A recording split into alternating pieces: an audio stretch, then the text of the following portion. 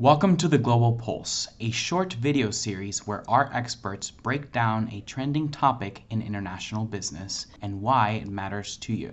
People try to put us down talking about my generation just because we get around talking about my generation. So, yeah, the WHO may have had it right. Every generation has its struggles, and the older folks look to the younger people saying, "What are you doing? Come on, what's going on? Talk to me here." Well, what's going on in the world right now on Global Pulse is that we realize that the game has changed over in China.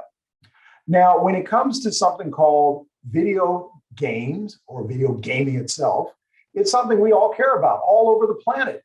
And so, why is it that in China on Monday, August 30th, they announce a whole new rule?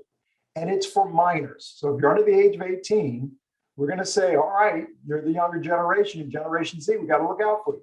So, what's the new rules? You get to play only 3 hours when it comes to video gaming in the course of a week.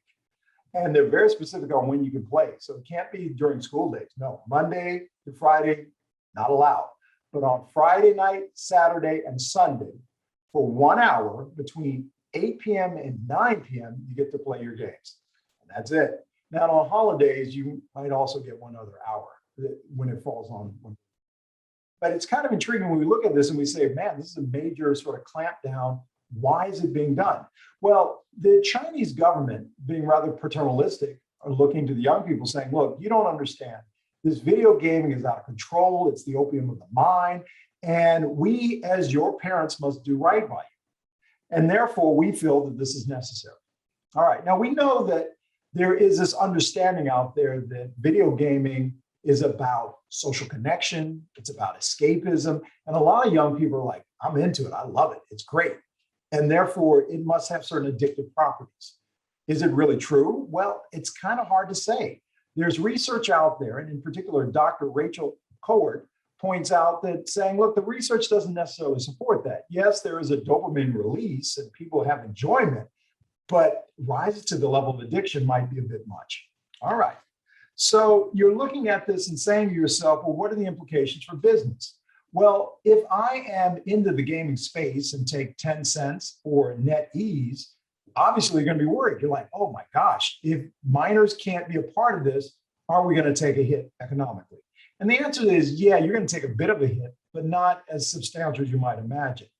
The argument has been put forth that roughly about 5% of your users are minors, and therefore it'll impact your bottom line, but not as much as you might initially think. However, it also begs the question of human behavior. When you suddenly say you can't have something, no, people say, well, I want it now. And so will there be unintended consequences where some young people will say, well, why can't I get on my parents' account or an older sibling's account and sort of game the system and find a way to enjoy my video gaming? So when we look at this, we got to say to ourselves, well, this is rather interesting. We understand why it was done. And it's coming from a place of good intentions, but always when things actually play out, they can be very different. So when it comes to video gaming, yes, it is about this next generation, but also we have to ask ourselves, what does it say about the future?